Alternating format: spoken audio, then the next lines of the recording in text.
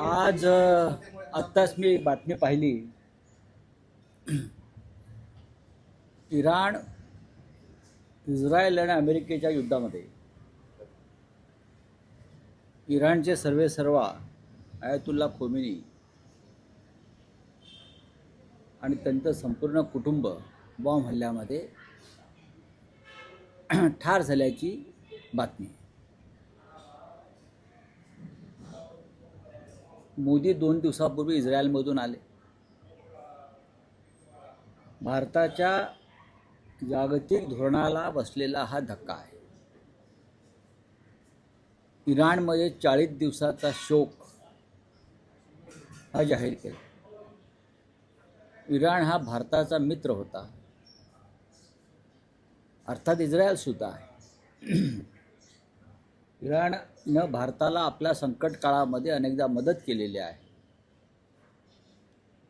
काश्मीरच्या प्रश्नावर खुलेपणानं भारताच्या बाजूने उभा राहिलेला देश म्हणजे इराण. त्यानंतर इराण भारताला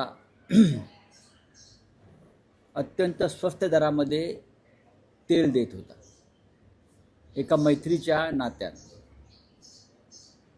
इराणनं हे नातं आपल्याबरोबर कायम जपलं. इराणनं भारताशी कायम मित्रत्वाचं नातं ठेवलं. अशा इराणच्या संदर्भात, या युद्धासंदर्भात भारतानं एक भूमिका घेणं आवश्यक होतं. मोदी हे ट्रम्प आणि इस्रायलचे पंतप्रधान नेतन्याहू यांचे फार जवळचे मित्र आहेत. एकमेकांना मिठ्या मारताना आम्ही काल त्यांना पाहिलं इस्रायलला. जर भारत पाकिस्तान युद्ध हे ट्रम्पने थांबवलं असं ते म्हणतात वारंवार, तर इराणला वाचवण्याची जबाबदारी ही मोदी यांची होती. हे युद्ध थांबवण्याची क्षमता मोदींमध्ये आहे असं त्यांच्या समर्थकांना वाटतं.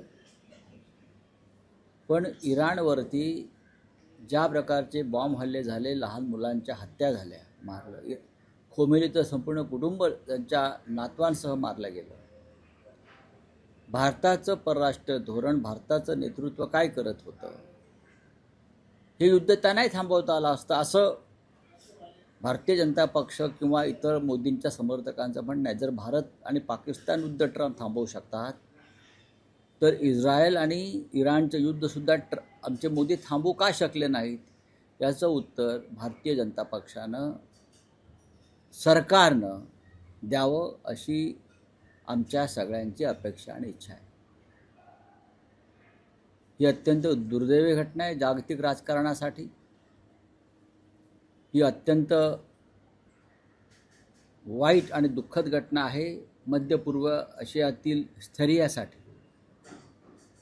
इराणचं कमजोर होणं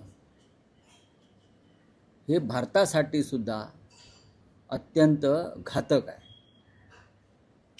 कारण ज्या पद्धतीनं आता इराणवर अमेरिका आणि इस्रायल ताबा घेईल, हळूहळू ही पावलं भारताच्या दिशेनं पडू शकतात. नेतन्याहू आज आहे उद्या नसतील, पण भारत हा एक महान देश आहे. आधीच नरेंद्र मोदींनी अमेरिकेबरोबर केलेल्या ट्रेड डीलमुळे भारत अमेरिकेचा गुलाम झालेला आहे व्यापारी करारात. जर अमेरिकेनं इराणमध्ये पाय रोवले, पाकिस्तानच्या युद्धामध्ये, पाकिस्तान अफगाणिस्तानच्या युद्धामध्ये ट्रम्प पूर्णपणे पाकिस्तानला मदत करत आहे. लक्षात घ्या, पाकिस्तानला अर्थसहाय्य, पाकिस्तानला मिसाईल्स, पाकिस्तानला शस्त्र पुरवण्याचं काम प्रेसिडेंट ट्रम्प करत आहे. आणि प्रेसिडेंट ट्रम्पनी पाकिस्तान आणि अफगाणिस्तानच्या युद्धामध्ये 2 दिवसापूर्वी पाकिस्तानचे पंतप्रधान आणि पाकिस्तानच्या जनरलच्या शौर्याचं कौतुक केलेलं आहे. ह्याच्यावर सुद्धा भारताच्या परराष्ट्र खात्याकडून साधं निषेधाचं शब्द बाहेर पडला नाही. मग भारताचं परराष्ट्र धोरण काय आहे? भारताची जागतिक भूमिका काय आहे?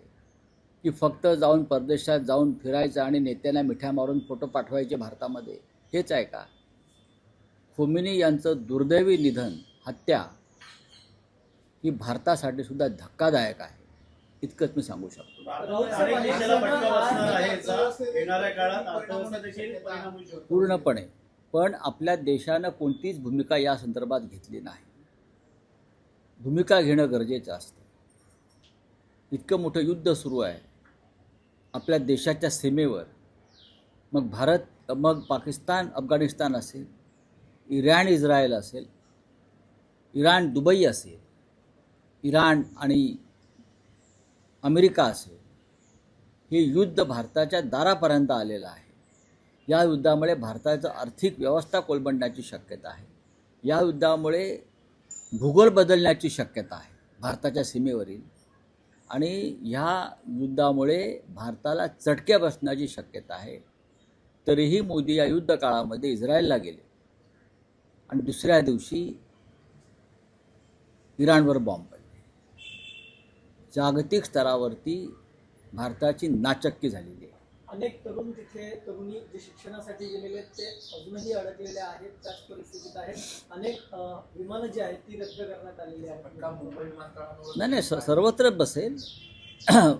आखाती राष्ट्रामध्ये, मग दुबई असेल, कुवेत असेल, बहरीन असेल, इस्रायल असेल, अनेक ठिकाणी भारतीय पर्यटक अडकून पडलेले आहेत. कामधंद्यासाठी गेलेले उद्योजक अडकून पडलेले आहेत. विमानतळांवरती हल्ले झालेले आहेत. आणि भारतीय परराष्ट्र खातं काय करत आहे याच्याविषयी सगळ्यांना आता उत्सुकता की हे कसे सोडवणार, कसे येणार परत भारतामध्ये.